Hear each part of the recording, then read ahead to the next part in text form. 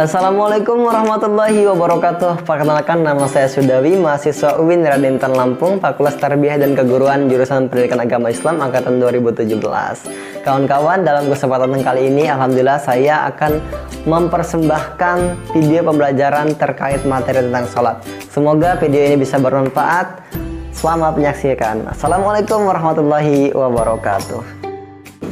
Baik anak-anak sekalian, insya Allah semangat dalam belajar di hari-harinya. Walaupun kita masih dalam keadaan pandemik, tapi kita berdoa kepada Allah Subhanahu wa Ta'ala, semoga wabah yang menimpa negara kita ini cepat diangkat oleh Allah Subhanahu wa Ta'ala. Amin ya rabbal alamin. Baik anak-anak yang sangat semangat untuk belajar, hari ini Bapak, yaitu Bapak Sudawi, kebetulan Bapak mendapat amanat dari guru kalian, yaitu Bapak Gesa Berlianto. Hari ini Bapak dimandatkan untuk mengajar kalian di pelajaran fikih. Kebetulan Bapak Gesa Berlianto sedang berhalangan untuk hadir, jadi beliau mengamanatkan Bapak untuk mengajar kalian di pelajaran fikih, yaitu di materi tentang sholat. Kalau di minggu sebelumnya kalian belajar dengan Bapak Gesa tentang toharoh, yaitu bersuci. Nah, jadi kita mengulang lagi ke belakang bahwa bersuci itu adalah salah satu syarat yang menjadikan sahnya sholat. Jadi orang ketika dia tidak bersuci, dia tidak bisa atau tidak dikatakan sahnya sholat tersebut.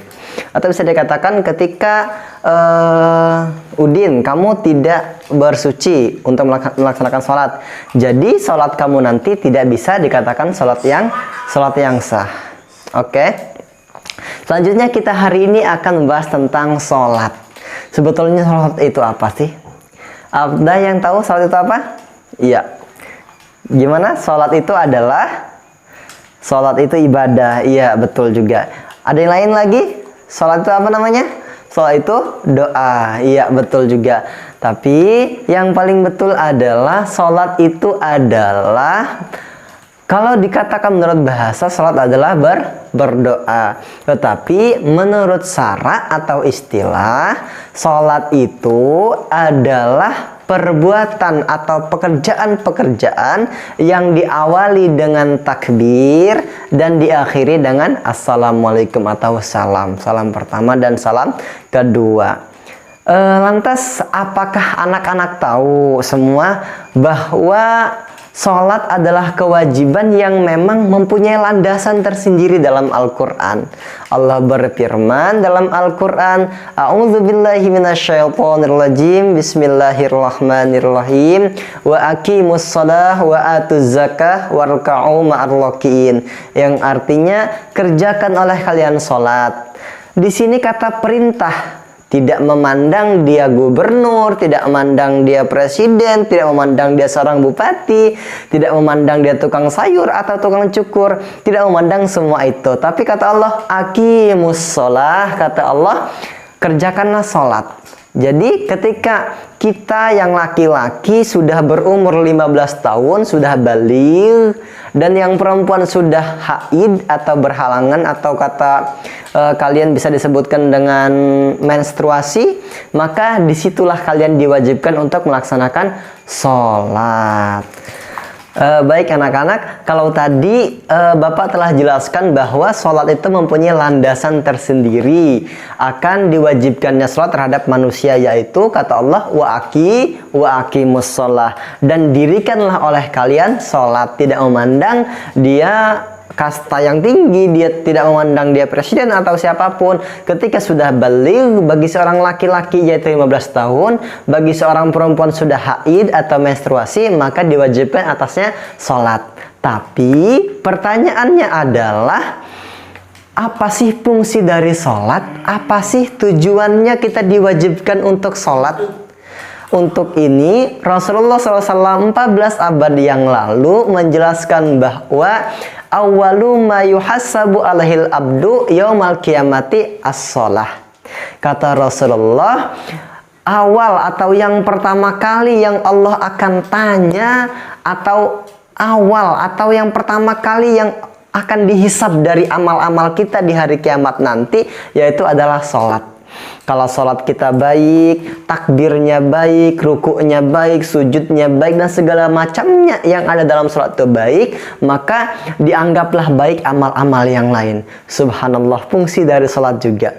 Selain itu juga apa sih fungsinya dari sholat? Kata Rasulullah juga, 14 abad yang lalu mengatakan bahwa as-sholatu imaduddin. Sholat itu adalah tiang agama. Kalau kita punya rumah, terus kita punya tiang dalam rumah itu, pasti rumah itu akan kokoh. Begitupun dengan agama ini. Kalau kita beragama Islam, kita mengerjakan sholat, maka kata Rasulullah, as-sholatu imaduddin. Sholat itu adalah tiangnya agama. Yang menjadikan kokoh agama ini adalah sholat. Terusannya apa? Faman aqomaha faqad aqomaddin. Barang siapa, kata Rasulullah, barang siapa yang mengerjakan sholat, maka sungguh dia telah mengokohkan agamanya.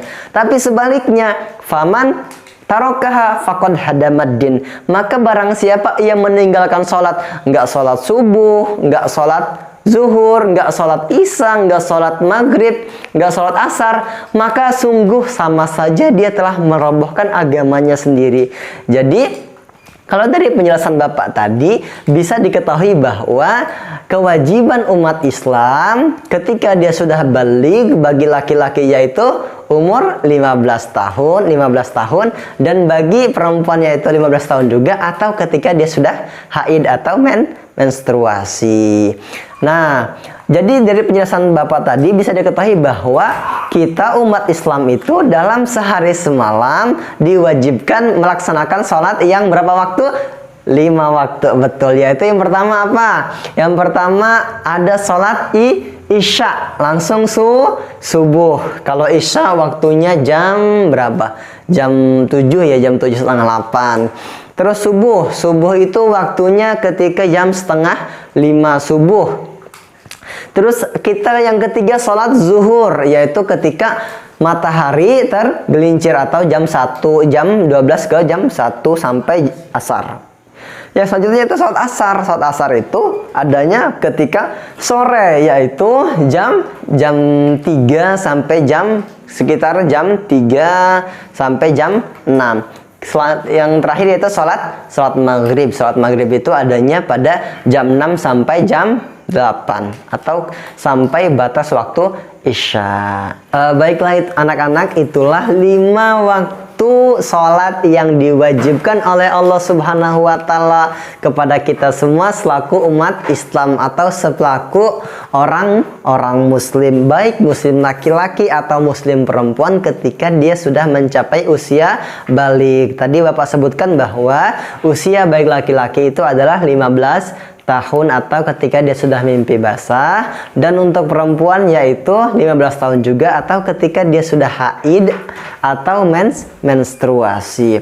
Selanjutnya di dalam sholat itu ada tata cara yang baik dan benar, sehingganya ketika seseorang sholat dengan tata cara baik dan benar, maka sholatnya akan dikatakan sholat yang sah.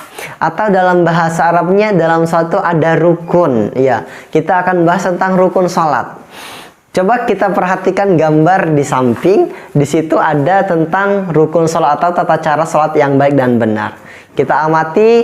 Silakan Bapak kasih waktu 1 menit saja. Mungkin cukup untuk mengamati gambar tersebut. Yuk, mari kita amati bersama-sama. Kita lihat gambar yang pertama. Di situ ada gambar tentang orang berdiri. Nah, berdiri bagi yang mampu adalah rukun sholat. Jadi ketika kita mampu untuk berdiri, maka kita wajib mengerjakan sholat dalam keadaan yang berdiri. Yang kedua yaitu ada takbiratul ihram, ada orang mengangkat tangan. Nah, yang mengangkat tangan ini masuk ke takbiratul ihram, takbir. Nah, ini rukun sholat yang kedua. Yang ketiga ada orang membaca surat Al-Fatihah. Ini surat Al-Fatihah dari Bismillah sampai Amin itu harus dibaca ketika sholat, dan hukum tajwidnya harus benar semua. Nah, di sini yang perlu diperhatikan dengan sangat, karena ketika seseorang sholat dan Al-Fatihahnya kurang baik, maka itu akan mempengaruhi sah dan tidak sahnya sholat seseorang itu. Yang selanjutnya ada ruku ya. Ruku ya. Jadi kita seperti menunduk tapi rata badannya itu ruku, itu juga rukun sholat. Selanjutnya ada gambar orang berdiri dari ruku, namanya i'tidal. Nah, selanjutnya ada orang sujud. Sujud itu lihat gambarnya, sedang gambar dilihat juga kakinya harus ditekuk, kedua kakinya harus ditekuk, karena itu merupakan rukun sujud. Jadi nanti anak-anak sangat-sangat berhati-hati ketika sholat, sehingga ketika kita berhati-hati dalam melaksanakan sholat kita dikatakan sholat yang sah. Selanjutnya ada duduk di antara dua sujud. Diperhatikan juga kakinya juga ditekuk. Terus selanjutnya ada tasyahud awal. Nah, kita perhatikan tasyahud awal, selanjutnya ada tasyahud akhir, dan ada salam ke kanan, salam ke kiri. Nah, kalau diperhatikan dengan seksama, maka gambar tersebut memperhatikan atau memperlihatkan tata cara orang sholat yang baik dan benar. Sehingga Bapak katakan sekali lagi bahwa ketika kita mengikuti gambar ini, maka otomatis sholat kita dikatakan sholat yang baik dan benar. Baik anak-anak, selanjutnya setelah kita mengamati gambar tentang tata cara sholat yang baik dan benar, perlu diketahui juga bahwa di dalam sholat itu ada bacaan-bacaan yang memang disunnahkan juga. Kalau tadi Bapak singgung bahwa surat Al-Fatihah itu harus baik dan benar, karena Al-Fatihah itu merupakan rukun sholat. Jadi Al-Fatihah itu harus baik dan benar. Tetapi selain Al-Fatihah ada bacaan-bacaan yang memang sunnah untuk dibaca. Yang pertama yaitu takbiratul ihram, atau bukan takbiratul ihram, maaf, tapi doa iftitah. Ada yang hafal doa iftitah? Ya, betul. Yang mana? Yang Allahu Akbar kabira walhamdulillahi katsira wa subhanallahi bukratan wa asila inni wajjahtu wajhiya lilladzi fataras samawati wal ardh hanifan musliman wa ma ana minal musyrikin. Inna salati wa nusuki wa mahyaya wa mamati lillahi rabbil alamin la syarika lahu wa bidzalika umirtu wa ana minal muslimin. Ya, yang itu. Atau ada juga anak-anak yang hafal yang Allahumma ba'id baini wa baina khotoyaya kama ba'adta bainal masyriq wal maghrib. Allahumma nakkini minal khotoyaya kama yunaqqasawal abyadu minad danas, sampai terakhirnya. Itu pun adalah bacaan-bacaan yang disunnahkan. Selanjutnya apalagi yang disunahkan, yaitu membaca surat-suratan atau surat Al-Quran setelah membaca Al-Fatihah. Ketika sudah Al-Fatihah, sudah amin, maka membaca surat pendek atau surat yang panjang seperti Qul huwallahu ahad atau Al-Ikhlas, An-Nas, Al-Alaq, dan yang lain yang anak-anak hafal. Selanjutnya yaitu ruku. Ketika ruku kita membaca apa? Ya, betul, subhanallah rabbil azimi wa bihamdi sebanyak tiga kali. Selanjutnya yaitu i'tidal. Nah, ketika kita bangun dari ruku, sami Allahu liman hamidah, itu namanya i'tidal. Nah, ketika i'tidal itu kita membaca doa apa? Rabbana lakal hamdu mil'us samawati wa mil'ul ardi wa min ummasyita min syai'in ba'du. Ketika sudah baca doa itu kita sujud. Nah, ketika sujud juga ada doa atau bacaan yang disunahkan, yaitu subhana rabbil a'la wa bihamdi sebanyak tiga kali. Nah, ketika kita sudah membaca subhana rabbil a'la wa bihamdi sebanyak 3 kali, kita bangun dari sujud. Namanya apa tadi? Ya, kalau kita lihat lagi gambar, yaitu ya duduk di antara dua sujud. Kita disunahkan untuk membaca doa atau bacaan Rabbighfirli warhamni wazburni warfa'ni warzuqni wahdini wa'afini wa'fu'anni. Selanjutnya yaitu ada bacaan lagi, yaitu tahiyat, ya, tasyahud atau orang-orang mengatakan dengan tahiyat. Ya, bacaannya seperti apa? At-tahiyatul mubarakatus salawatut thayyibatu lillah. Assalamu alaika ayyuhan nabiyyu wa rahmatullahi wa barakatuh. Assalamu alaina wa ala ibadillahis salihin. Ashhadu an la ilaha illallah wa ashhadu anna Muhammadar Rasulullah. Allahumma salli ala sayyidina Muhammad sampai akhirnya. Terus kita disunahkan apa lagi? Membaca tasahud yang kedua, yaitu tasahud akhir. Sama seperti itu, tapi sampai bacaan yang terakhir sangat. Selanjutnya yaitu ditutup dengan salam. Nah, perlu diketahui bahwa salam yang pertama ketika ke kanan, Assalamualaikum warahmatullah. Ketika salam itu adalah salam ini adalah salam yang wajib. Dan ketika yang kedua kita Assalamualaikum warahmatullah, kita menghadap lagi ke kiblat, kemudian ke kiri Assalamualaikum warahmatullah. Nah, ini yang kiri ini yang disunnahkan. Nah, itulah anak-anak bahwa di dalam salat itu ada bacaan wajib dan bacaan sunnah yang telah Bapak jelaskan tadi. Baik. Nah, semoga dari penjelasan Bapak ini anak-anak semua mengerti. Nah, sebagai yang terakhir, Bapak mempunyai tugas untuk kalian semua. Tugasnya cukup mudah. Kalau kalian mendengarkan, menyimak dengan jelas penjelasan dengan Bapak, maka tugasnya sama seperti yang dijelaskan oleh Bapak tadi.